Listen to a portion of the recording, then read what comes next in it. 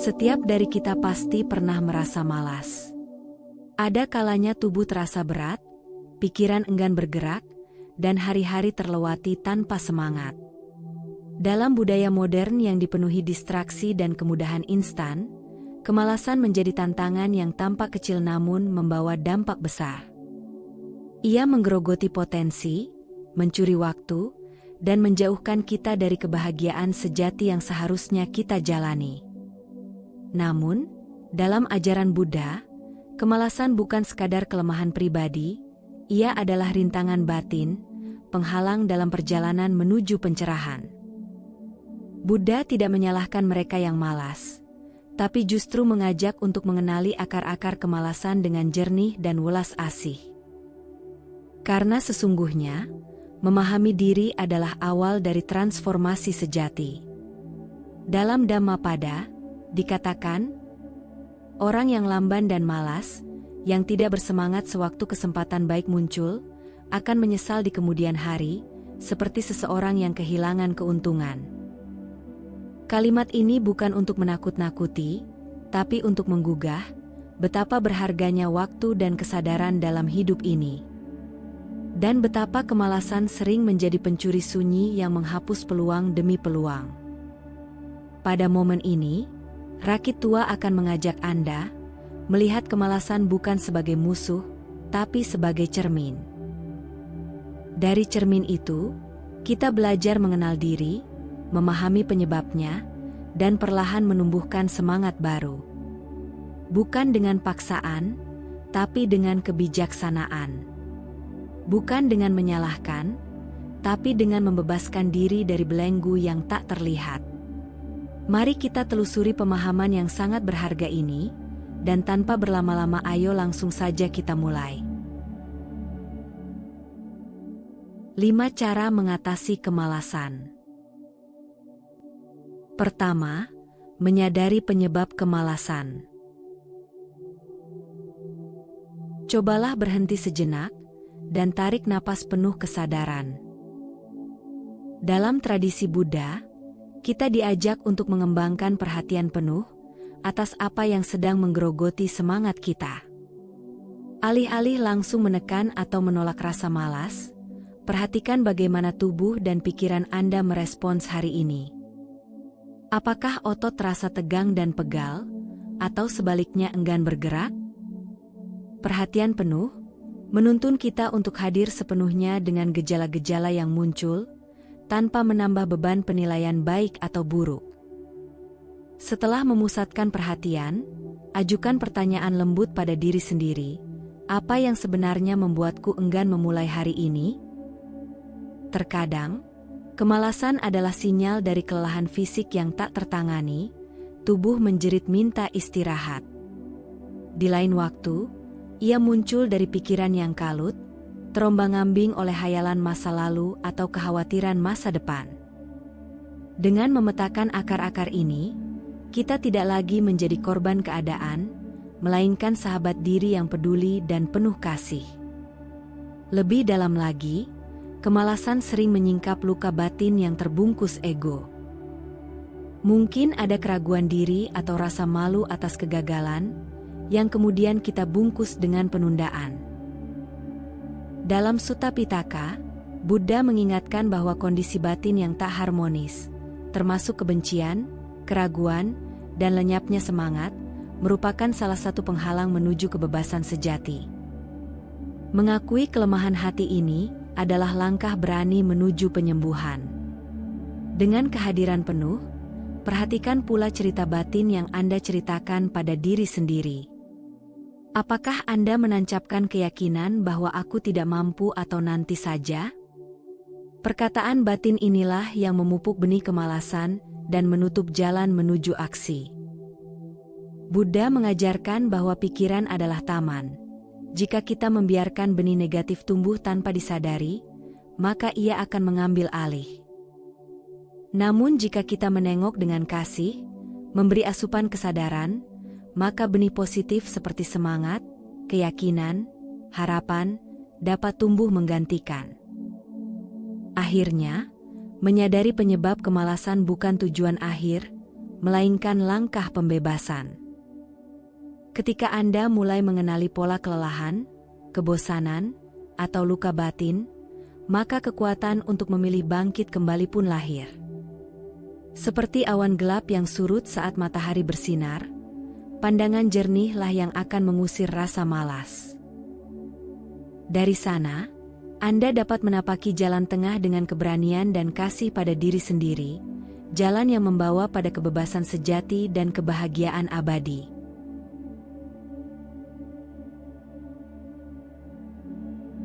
Kedua, ciptakan keseimbangan. Keseimbangan bukan sekadar pilihan gaya hidup, ia adalah fondasi spiritual yang mendalam. Buddha sendiri menempuh pengalaman ekstrim, dari kehidupan penuh kemewahan sebagai pangeran, hingga praktik asketis yang nyaris menghabisi nyawa. Dari perjalanan itulah beliau menyadari bahwa kebenaran tidak terletak pada kedua ujung ekstrim, melainkan di tengah, jalan kebijaksanaan, yang disebut Majjhima Patipada, jalan tengah yang menuntun menuju pembebasan sejati. Dalam konteks kemalasan, jalan tengah inilah yang menjadi kunci agar kita tidak terjerumus pada sikap terlalu keras terhadap diri, atau terlalu membiarkan diri larut dalam kenyamanan. Kemalasan seringkali merupakan hasil dari ketidakseimbangan batin. Terlalu memanjakan diri membuat pikiran tumpul dan tubuh berat, sementara terlalu menuntut diri menyebabkan kelelahan dan kejenuhan. Dalam Dhamma, keseimbangan adalah memahami batas dan kebutuhan kita dengan bijak. Ketika kita memaksakan kerja tanpa jeda demi ambisi, tubuh dan pikiran akan mencari celah untuk melarikan diri, dan kemalasan muncul sebagai bentuk pelarian itu. Sebaliknya, ketika kita menunda-nunda dan hidup tanpa arah, jiwa pun perlahan kehilangan semangat dan tujuan. Buddha pernah mengajarkan perumpamaan tentang senar alat musik. Bila terlalu kencang, senar akan putus. Bila terlalu kendur, tak akan menghasilkan bunyi. Begitu pula hidup kita. Jika tidak diseimbangkan dengan tepat antara disiplin dan kelembutan, maka kita akan kehilangan keharmonisan batin. Latihan spiritual bukan tentang menyiksa atau memanjakan, melainkan menjaga kualitas batin tetap waspada, ringan, dan siap bertumbuh. Keseimbangan juga berarti tahu kapan harus bergerak, dan kapan harus berhenti. Kita perlu memberi waktu bagi tubuh untuk beristirahat tanpa merasa bersalah, dan memberi dorongan kepada pikiran untuk bertindak tanpa ditunda oleh rasa takut. Dalam meditasi pun, keseimbangan sangat penting, tidak terlalu tegang hingga gelisah, dan tidak terlalu santai hingga mengantuk. Hidup seharusnya seperti tarian sadar antara kerja dan hening, antara aksi dan istirahat, antara memberi dan menerima. Kemalasan mulai larut ketika kita menjalani hidup dalam ritme yang selaras. Saat kita hidup dalam keseimbangan, kita menghormati tubuh sebagai alat, pikiran sebagai sahabat, dan hati sebagai penunjuk arah. Maka muncullah semangat yang tidak dipaksakan, tapi lahir dari keutuhan batin. Inilah semangat yang tahan lama, karena ia tidak dibakar oleh ambisi, tidak juga dilemahkan oleh kenyamanan, melainkan ditiupkan oleh kebijaksanaan. Dan itulah inti dari praktik Dhamma yang hidup.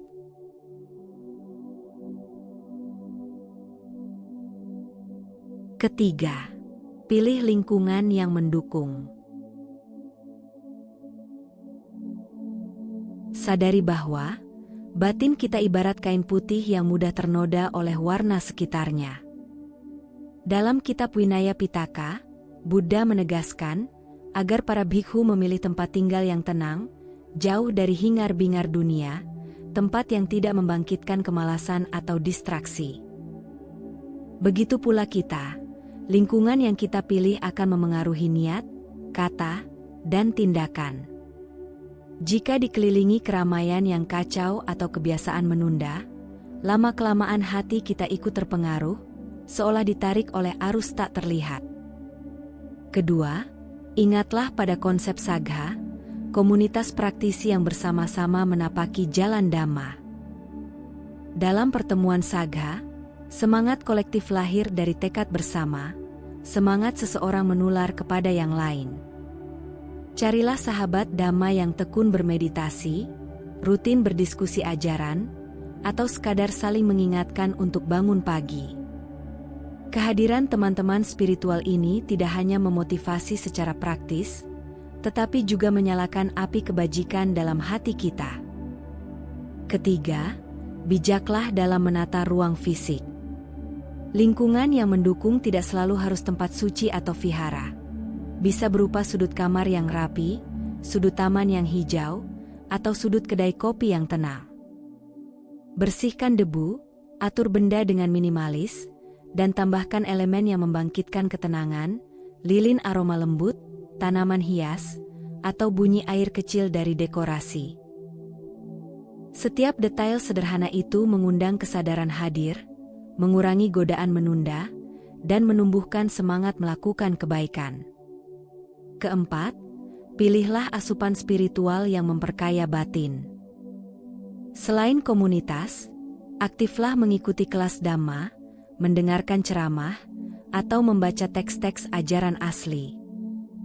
Ketika pikiran disegarkan oleh ajaran Buddha, bahkan hanya sepatah kutipan Dhammapada, energi positif akan merayap ke dalam diri. Anda akan terinspirasi untuk bertindak, dan kemalasan perlahan digantikan oleh semangat belajar dan beramal. Akhirnya, pahamilah bahwa lingkungan batin sama pentingnya dengan lingkungan luar. Jaga pola pikir agar tidak dipenuhi perbandingan merugikan atau kritik berlebihan. Isilah pikiran dengan puji-pujian bagi kebaikan, sebagaimana Buddha menganjurkan anumodana, saling memuji kebajikan. Dengan demikian, kita menciptakan ruang suci di dalam hati sendiri, di mana kebijaksanaan dan semangat tumbuh tanpa hambatan, dan kemalasan tak lagi menemukan tempat bernaung.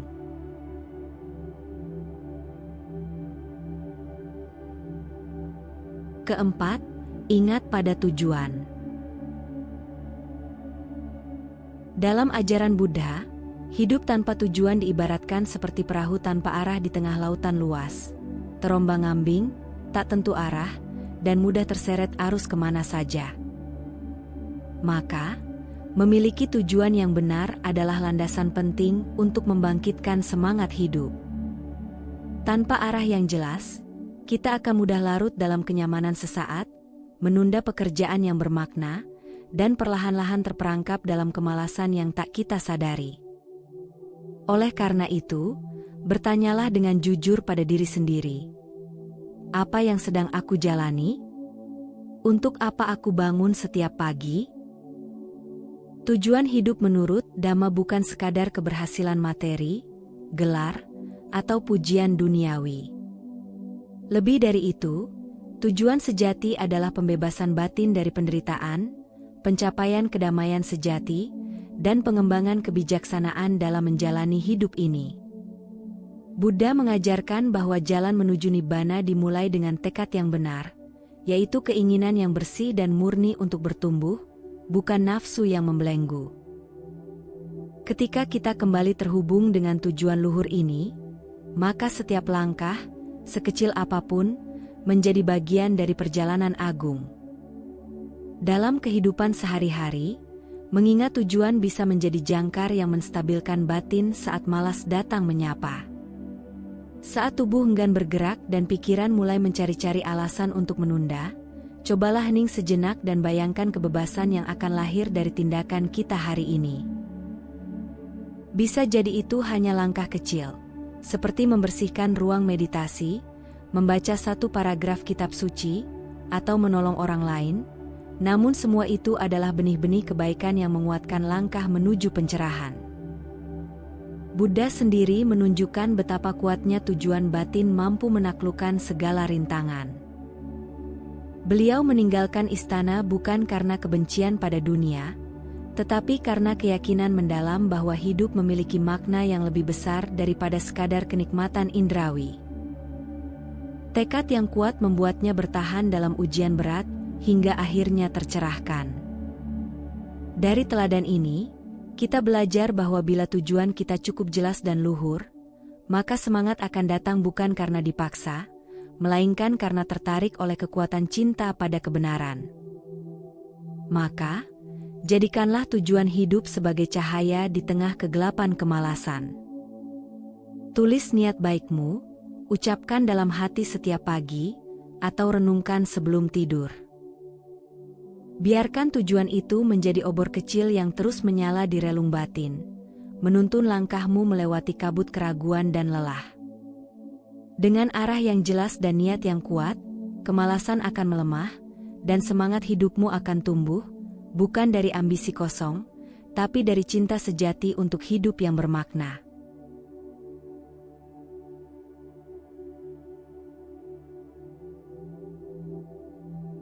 Kelima, renungkan sebab akibat. Salah satu ajaran paling mendasar dalam Buddhisme adalah ajaran tentang hukum sebab dan akibat, atau hubungan saling ketergantungan. Ajaran ini mengajarkan bahwa tidak ada satupun hal yang muncul secara tiba-tiba atau tanpa sebab. Semua yang kita alami hari ini, baik suka maupun duka, adalah hasil dari benih-benih perbuatan yang pernah kita tanam, baik sadar maupun tidak. Demikian pula dengan kemalasan. Ia bukan muncul secara tiba-tiba, melainkan hasil dari pola pikir, kebiasaan, dan pilihan kecil yang kita biarkan berulang tanpa kesadaran. Kemalasan hari ini mungkin terlihat sepele, sekadar menunda pekerjaan, melewatkan meditasi, atau memilih tidur lebih lama. Namun, ajaran Buddha mengingatkan kita untuk melihat jauh ke depan. Sebab akibat tidak selalu langsung terasa. Kadang ia seperti benih yang baru tumbuh setelah musim berganti. Kemalasan yang dibiarkan terus-menerus akan merampas banyak hal. Kedisiplinan, kesempatan untuk belajar, waktu yang berharga, bahkan kualitas batin. Ketika kita menengok kembali hidup ini di masa tua atau menjelang ajal, mungkin kita akan menyadari bahwa banyak potensi yang terabaikan bukan karena tidak mampu, tapi karena kita terlalu sering berkata, nanti saja. Sebaliknya, setiap langkah kecil untuk melawan kemalasan membawa akibat positif yang tak terhingga. Menyisihkan 5 menit untuk merenung, bangun pagi untuk bermeditasi, atau melakukan tugas dengan sepenuh hati, semua itu menanamkan benih energi, tekad, dan kejernihan dalam batin. Dalam Dhammapada dikatakan, sedikit demi sedikit, seperti tempayan diisi tetesan air, demikian orang bijak memenuhi dirinya dengan kebajikan.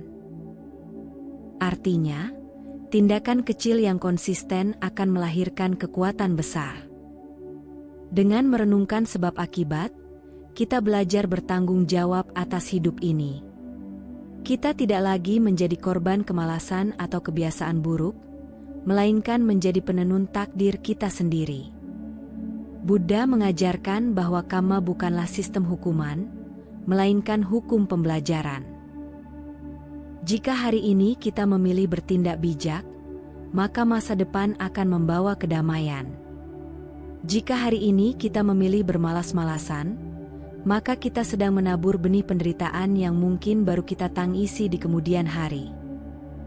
Perenungan mendalam akan hukum sebab akibat juga menumbuhkan ulas asih terhadap diri sendiri. Kita tidak menyalahkan diri karena telah malas, tetapi kita sadar dan bertekad untuk tidak lagi mengulangi pola lama yang merugikan.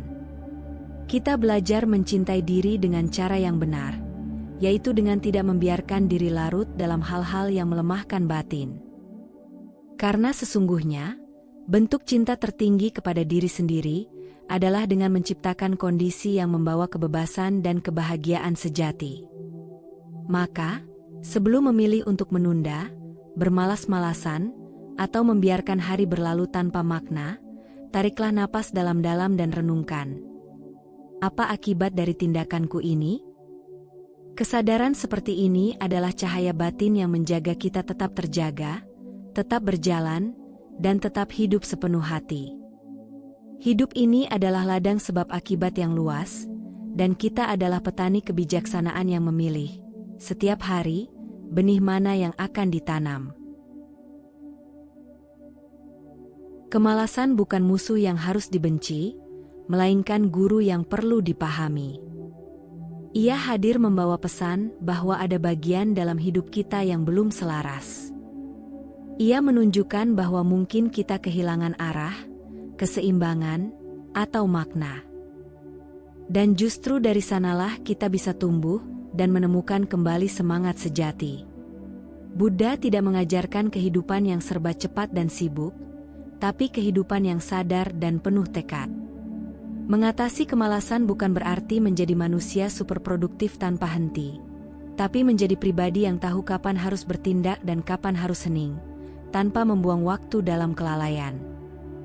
Jika hari ini kamu merasa malas, duduklah sejenak, bernapaslah dalam-dalam. Tanyakan pada dirimu, apa yang sebenarnya sedang aku hindari? Apa makna yang sedang aku lupakan? Maka kamu akan mulai melihat bahwa semangat tidak datang dari luar, tapi dari kesadaran yang jernih dan keinginan untuk hidup sepenuh hati. Ingatlah, setiap detik adalah kesempatan baru. Dan dalam setiap langkah kecil yang kamu ambil hari ini, kamu sedang menanam benih kebebasan di masa depan. Jangan tunggu sempurna untuk bergerak. Bergeraklah, dan kesempurnaan akan menemukanmu di jalan. Jika video ini bermanfaat, jangan lupa dukung kami dengan cara berikan like dan subscribe, bagikan kepada teman dan orang yang kamu sayangi, dan jangan lupa tinggalkan komentar yang positif. Anda juga bisa berlangganan untuk mendukung kami, atau berdonasi melalui saweria yang tercantum pada deskripsi video ini. Cukup sampai di sini dulu video kali ini. Mari bersama Rakitua, membina diri di jalan Buddha dan semoga semua makhluk hidup berbahagia.